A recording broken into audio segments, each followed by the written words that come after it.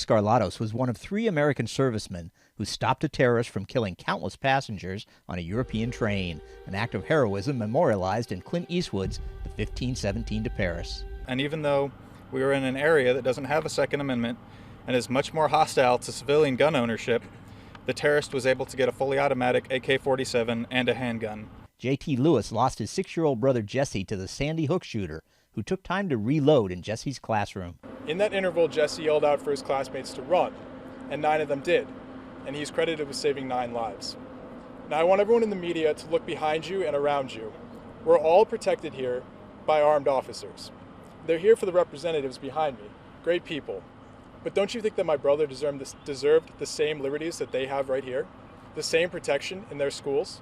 Tony Perkins told how a man came to his Family Research Council offices armed to kill. D.C. gun control laws did not prevent him from carrying a 9mm pistol and 100 rounds of ammunition, along with 15 Chick-fil-A sandwiches he intended to stuff into the mouths of his victims. Because of D.C. gun laws, there was no one in our building that had a gun that could stop him. Violence is violence, and guns aren't the problem.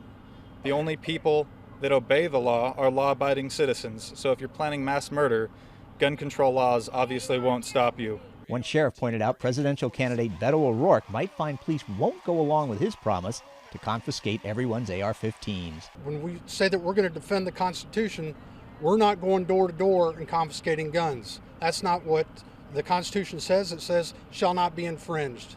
Tea Party Patriots head Jenny Beth Martin could have lost her own sons had police not prevented an attack. 2 students at their school had detailed plans to mass murder their peers. Still, Martin opposes gun control measures she says won't actually stop killers. I categorically reject efforts by Democrats or Republicans to trample on the rights of innocent Americans when we know what works and we know what doesn't.